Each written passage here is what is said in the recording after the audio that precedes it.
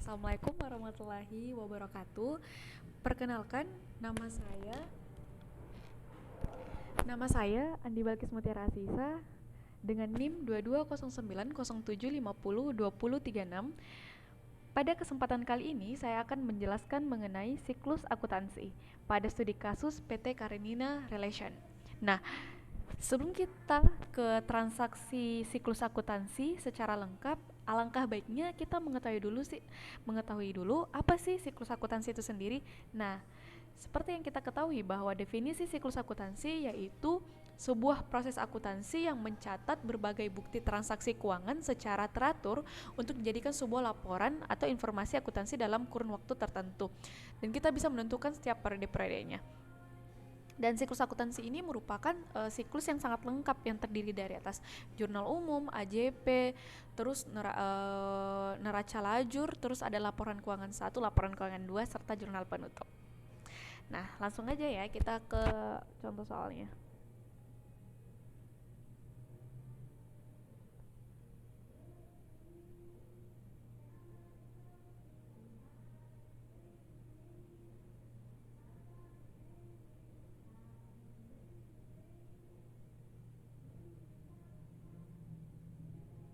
Oke. Nah, di sini kita pertama dalam siklus akuntansi itu kan ada jurnal umum.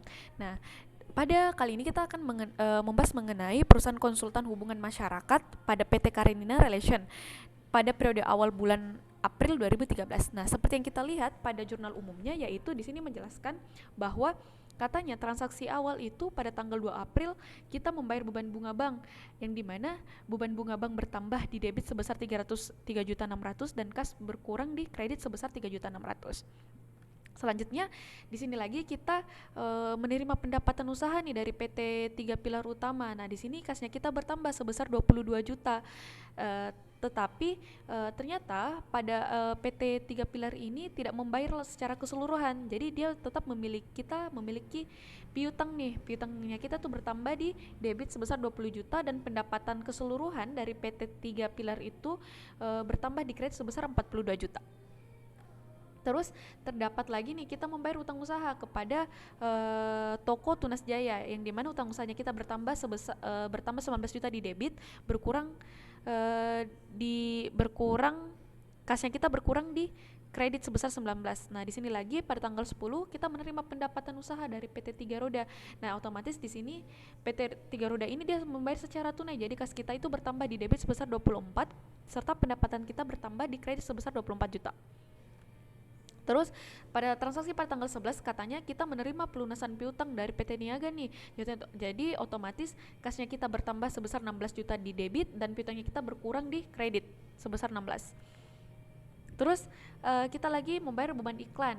Nah, beban iklan ini bertambah di debit sebesar 6.500.000, kasnya berkurang sebesar 6.500.000. Terus pada transaksi pada tanggal 19 yaitu kita membayar beban renovasi kantor, yang dimana beban renovasi kantor itu bertambah di debit sebesar 6.200.000 dan kasnya itu berkurang sebesar 6.200.000. Nah, pada transaksi pada tanggal 22 di sini kita membayar beban listrik nih, listrik, air dan telepon. Nah, yang dimana beban kita tuh bertambah di debit sebesar 5.700.000 dan kasnya kita berkurang di kredit sebesar 5.700.000.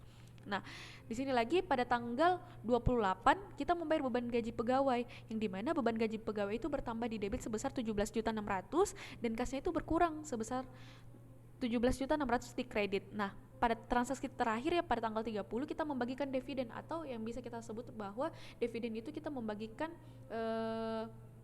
pendapatan yang kita terima kepada setiap investor atau penanam modal di perusahaannya kita.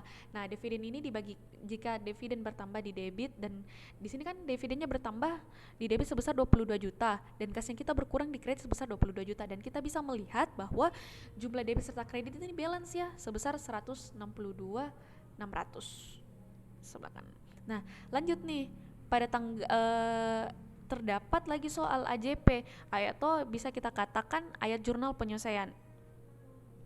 Nah, di sini dari soalnya pada transaksi yang dilakukan PT Karina Relation selama bulan April 2013 sebagai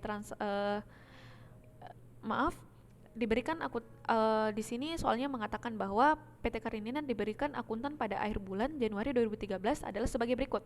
Yang dimana pertama pada transaksi awal itu beban penyusunan kendaraan bulan April 2013 sebesar 2.500.000. Nah, di sini kita dapat lihat bahwa terjadi penyusutan kendaraan pada tanggal 30 April 2013. Di sini beban penyusutan kendaraannya bertambah di debit sebesar 2.500.000 dan akumulasi penyusutan kendaraan berkurang di kredit. Terus selanjutnya soalnya yaitu kita membahas tentang beban penyusunan peralatan kantor bulan April 2013 sebesar 1.200.000. Nah, di sini beban penyusunan peralatan kantornya itu ada di debit sebesar 1 juta dan akumulasi penyusunan peralatan terdapat di kredit. Terus pada tanggal 30 lagi di sini katanya sewa kantor bulan April 2013 sebesar 6 juta. Nah, di sini beban sewa kantornya itu bertambah di debit dan sewa dibayar di mukanya bertambah juga di kredit. Maaf, berkurang di kredit karena kita membayar sewa kantor. Terus transaksi pada AJP terakhir yaitu perlengkapan kantor yang tersisa di akhir bulan April 2013 sebesar 20.200.000. Di mana sini Nah, di sini kenapa 1.800.000? Karena kita telah mengurangi dari 20 juta dikurang 200 dari beban perlengkapan kantor di jurnal sebelumnya atau sebelum jurnal pada bulan April ini. Dan kita bisa lihat masing-masing bagian debit dan kredit itu balance. Kita bisa langsung masuk ke buku besar. Nah, buku besar ini yaitu pembagian masing-masing nama-nama akun, pembagian masing-masing nama akun. Nah, terdapat nama akun. Nah, dalam buku besar ini terbagi menjadi 5. Ada di bisa kita katakan harta, pendapatan, modal. Terus langsung saja saya nama akunnya itu ada kas, terus ada utang usaha, terus ada modal saham, terus ada pendapatan jasa, terus ada lagi beban bunga bank. Nah, dan ini masing-masing terbagi-bagi nih. Pertama kita membahas tentang bagian hartanya dulu. Nah, bagian harta itu terdapat nama akun kas.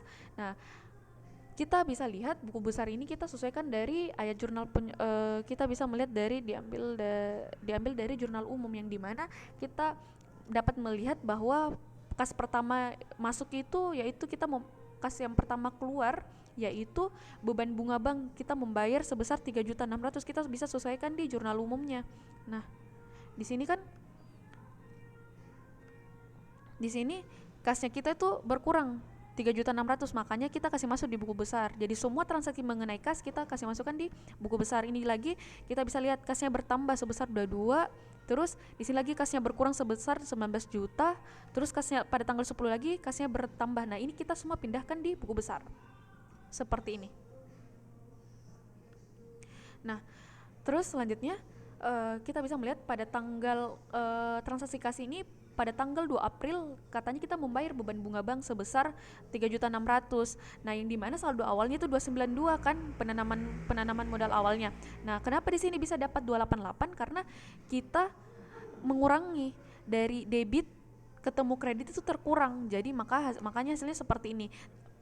Tetapi ketika misalnya kita bisa lihat lagi nih, di sini pada tanggal transaksi pada tanggal 6 ini kan kita mendapatkan pendapatan jasa nih dari hasil dari hasil jasanya kita. Nah, di sini ketika debit ketemu debit ini bakalan bertambah jadi 288 tambah 22 maka hasilnya 310. Nah, seperti ini. Nah, selanjutnya lagi sama seperti itu, utang usaha lagi berkurang sebesar 19. Jadi sama-sama ini ketemu kredit ketemu debit maka terkurang. Nah, seperti ini. Jadi teman-teman bisa lihat nih kalau misalnya kuncinya itu yaitu kalau debit misalnya nih, debit ketemu debit ini bakalan tertambah, tapi kalau seumpamanya contohnya nih, kalau kredit ketemu debit dia bakalan berkurang. Nah, ini selanjutnya beban iklan tinggal kita input masuk ke dalam pada saat kas berkurang.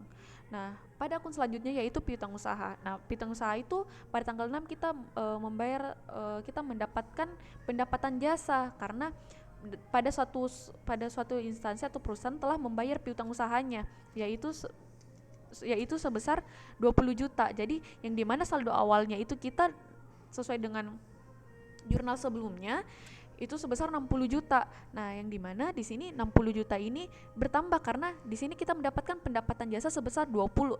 Jadi ini ditambah dengan ini maka menghasilkan ini 80. Kalian bisa lihat rumusnya.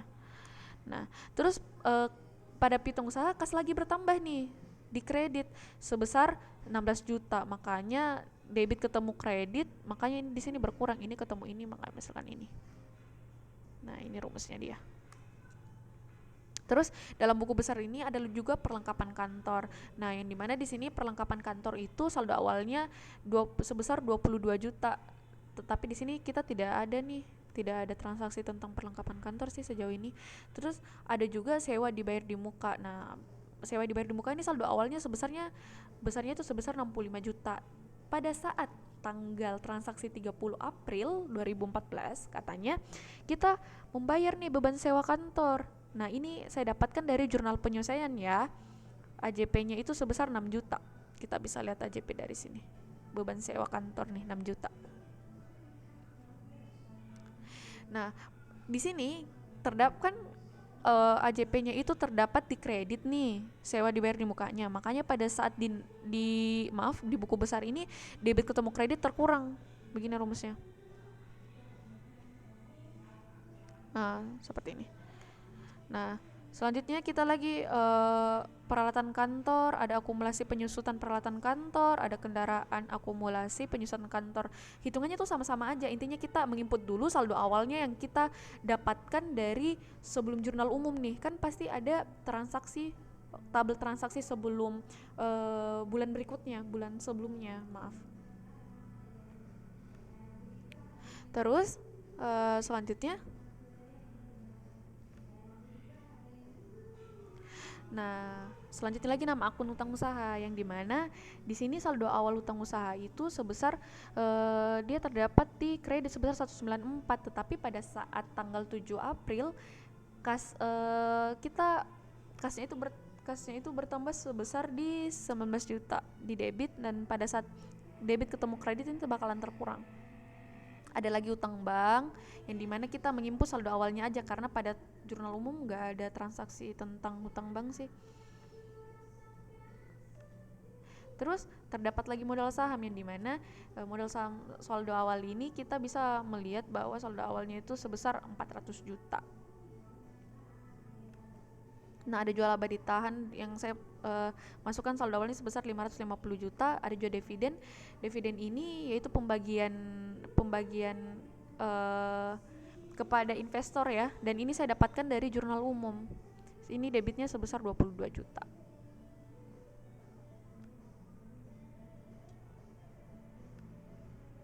Ada juga pendapatan jasa yang dimana pendapatan jasa ini pada tanggal 6 ini kas dalam bentuk piutang itu sebesar di kredit 42, saldonya 42. Nah, di sini pada tanggal 10 kasnya kita bertambah dalam pendapatan jasa. Jadi pendapatan jasanya itu bertambah di kredit. Jadi di sini kredit ketemu kredit makanya tertambah di sini. Seperti itu. Terus selanjutnya lagi akun terakhir yaitu beban bunga. Nah, di sini beban bunga kita bisa dapatkan dari jurnal umum. Nah, beban bunga ini pertama bertambah ya. Kasnya maaf, beban bunga jurnal umum kita bisa lihat dulu ke jurnal umum beban bunga bank. Nah, beban bunga bank itu di sini beban bunganya ada di debit karena beban bunganya itu bertambah sebesar 3.600.000. Kita bisa langsung ke buku besar. Nah, ini debit. Nah, ini masing-masing debit. Terus selanjutnya beban iklan. Beban iklan itu terdapat di jurnal umum, dan beban iklan ini kita kurangkan, otomatis beban iklannya bertambah, otomatis di debit sebesar 6.500.000. Ini kita sesuaikan aja di jurnal umum. Seperti ini. Terdapat juga beban penyusutan peralatan kantor, ada akumulasi yang kita input dari jurnal penyelesaian. Terus terdapat lagi beban penyusutan kendaraan, terdapat juga beban sewa, beban perlengkapan kantor. Nah, selanjutnya kita beralih ke neraca lajur. Nah, neraca lajur ini kita membahas tentang neraca lajur pada periode 30 April 2013. Nah, di sini kita dapat melihat terdapat kas piutang usaha perlengkapan kantor yang dimana neraca saldonya sebelum penyelesaian. Artinya neraca saldo sebelum penyelesaian yaitu kita mengambil di jurnal umum, yang dimana kita bisa sesuaikan. Teman-teman bisa melihat bahwa jurnal umum kita mengambil sebuah transaksi dari kas beban bunga. Maaf, kita bisa langsung ke buku besar aja penyelesaiannya. Terdapat kas.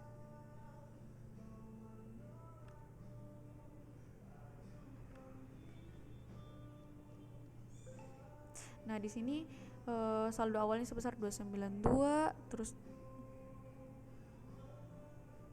nah di sini. Ini saya dapatkan dari buku besar. Kita kalau kasnya itu kan sebesar 2734. Kenapa bisa 2734? Kita ambil nilai yang terakhirnya pada saat setelah semua kita akumulasikan. Ini adalah nilai terakhir dari kas itu sendiri, yang dimana saldo awalnya dari 292 menjadi 273 karena kita telah menyelisihkan serta menambahkan beberapa transaksi yang harus memang kita mengeluarkan kas tersebut dan harus menambahkan kas tersebut. Jadi kita mengambil nilai 2734. Nah, ini juga piutang usaha. Piutang usaha itu saya dapatkan hasil dari 64, terus perlengkapan kantor, terus sewa dibayar di muka ini hasil 65. Ini semua saya ambil dari buku besar semua pada saat kita telah mengurangkan nih. Ini piutang usaha. Tadi kan piutang usahanya kita mendapatkan sisa 64 yang dimana saldo awalnya sebesar 60 ya. Kenapa dia bertambah 64? Karena di piutang usaha kita mendapatkan pendapatan jasa pada tanggal transaksi pada tanggal 6. Jadi otomatis debit ketemu debit kan tertambah jadi 80. Terus kas lagi piutang usaha itu kasnya kita pendapatan jasa di debit, terus kasnya piutang usaha itu berkurang lagi pada kredit sebesar 16 juta. Makanya di sini debit ketemu kredit makanya terkurang. Nah, makanya semuanya ini didapat dari buku besar.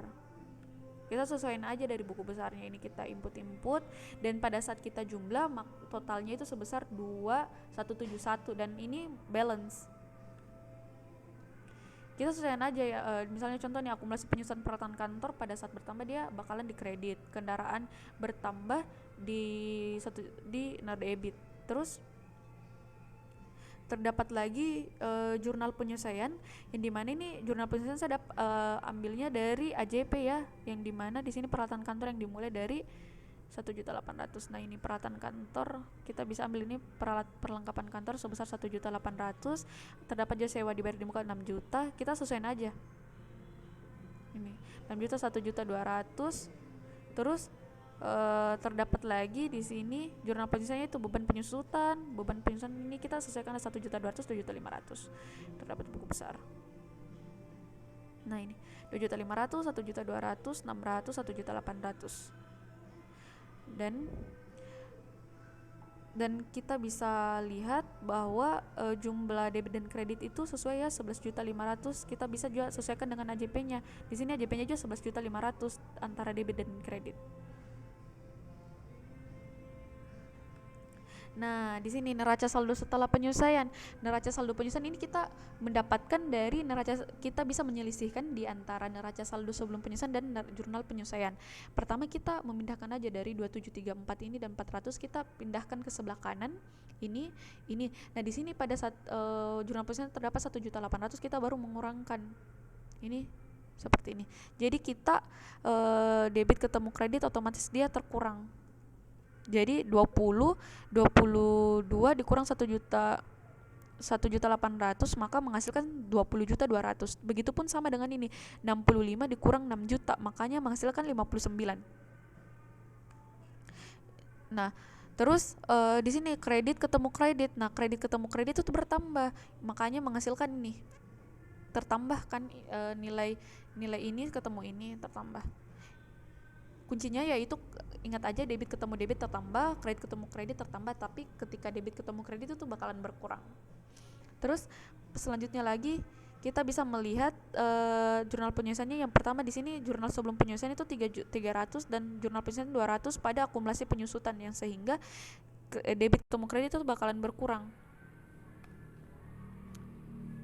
Begitupun selanjutnya. Selanjutnya ini tinggal penyelesaian ya, karena jurnal penyelesaiannya udah kosong di sini, baru ada lagi jurnal penyelesaiannya pada saat di eh, oh iya udah selesai. Jadi ini kita tinggal pindahin aja dari dividen 22 terus 66. Ini selanjutnya mengikutin aja ini dari sini, dan ini beban penyusutan kita pindahkan aja di sini. Dan kita bisa lihat bagian sebelah debit dan kredit pada jurnal setelah penyelesaian, yaitu setelah penyelesaian itu kita bisa lihat 2174 dan 2174. Terus laba rugi itu kita bisa pahami teman-teman bahwa laba rugi itu hanya ada pendapatan jasa dan beban ya. Jadi yang dimana pendapatan jasa itu berada di sebelah kredit sebesar 66 juta, dan beban bunga ini berada di debit karena dia semua bertambah kan. Ketika beban bertambah itu semua posisinya di debit. Dan ini kita bisa ambil dari, kita bisa mengimput satu-satu sih ini. Nah ini kita ambilnya satu-satu. Ini bebannya dari, kita bisa ambil dari buku besar, kita sesuaikan buku besar aja. Dan kita bisa lihat teman-teman gak usah panik kalau seumpamanya laba rugi sebagian debit dan kredit itu nggak balance, karena memang seperti itu nanti kita bisa balance kan pada saat di laba bersihnya. Nah begitupun dengan laporan posisi keuangan. Nah, laporan posisi keuangan itu sendiri kita laporan posisi keuangan itu beda dengan laba rugi. Kalau laporan posisi keuangan ini terdapat dari kas, piutang usaha, perlengkapan kantor. Nah, ini kita tinggal copy paste aja dari ini nih. Nih. Ini pindahin ini ke sini, copy paste dari neraca saldo setelah penyusunan ya. Ini enter, ini juga dari dapat sini, ini dapat dari sini, 59 dapat dari sini, 85 dari sini. Dan ini kredit sesuaiin aja, kalau posisinya di sini debit, kita harus juga laporan posisinya sama-sama debit. Kalau di sini terdapat kredit, kita sesuaikan juga di sebelah kanannya kredit. Ini sama sesuai ya semuanya. Ini sebelah sini. Nah, kita bisa lihat sebagian sebelah kanan dan kiri tentang laporan posisi keuangan itu nggak balance, tapi nanti kita bisa akumulasikan di bagian laba bersihnya. Nah, laba bersihnya kita dapatkan dari antara, contohnya nih, kita bisa melihat dari laba rugi.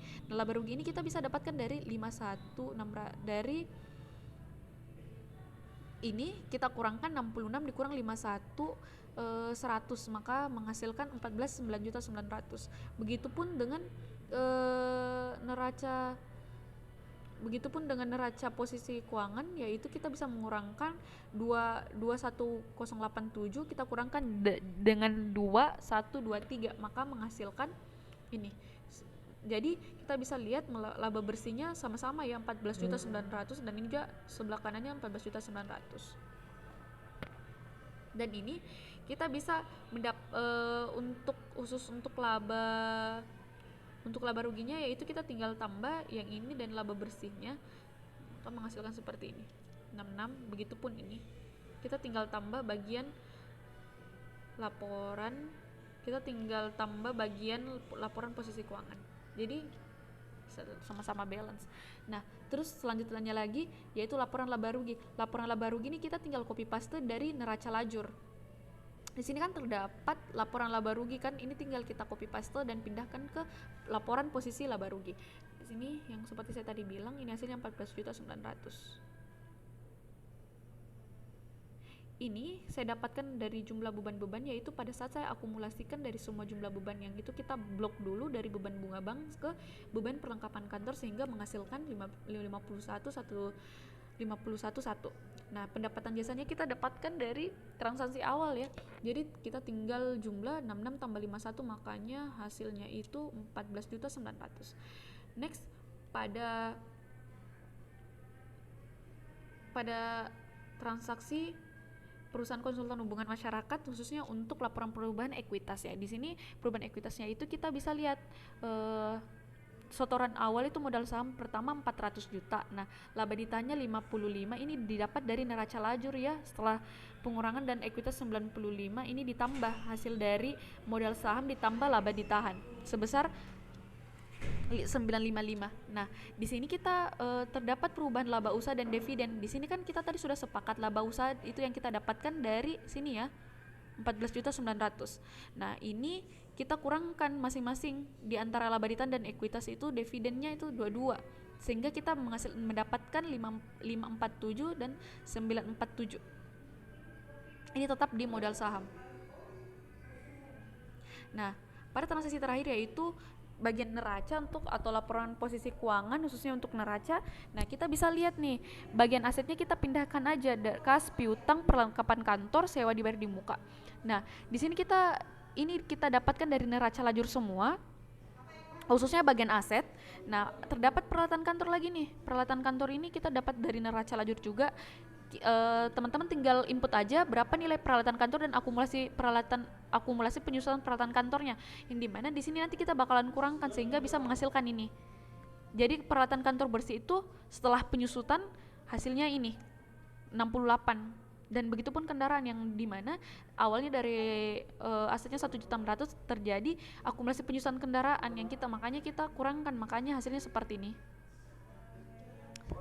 Jadi pada saat teman-teman sudah kurangkan, akumulasikanlah total aktiva semuanya dengan rumus seperti ini. Begitupun dengan kewajiban maupun ekuitas. Nah, kewajiban atau hutang ini, hutang usaha pertama kita ambil di neraca lajur. Nah, teman-teman bisa ke neraca lajur dulu, mungkin teman-teman mau lihat ya neraca lajur posisi keuangan. Mana nih? Nah, di sini kan terdapat hutang usaha dan hutang bank. Teman-teman ambil aja di laporan posisi keuangan yang teman-teman ambil aja dari hasil ini, karena setelah kita harus kurangkan dari dividen. Jadi di sini perubahan laba usaha 175 dan utang usaha sebesar 660. Dan ini modal sahamnya kita ambil dari 400 dan laba ditanya sebesar 547. Nah, ini laba ditanya kita jangan ambil dari neraca lajur ya, kita ambilnya dari laporan perubahan ekuitas yang telah kita kurangkan dari dividen, sehingga pada saat diakumulasikan secara keseluruhan maka nilainya bakalan balance dari total aktiva dan total kewajiban ekuitas. Jadi itu saja yang bisa saya sampaikan, kurang dan lebihnya mohon dimaafkan. Wabillahi taufiq wal hidayah. Wassalamualaikum warahmatullahi wabarakatuh. Sampai jumpa lagi.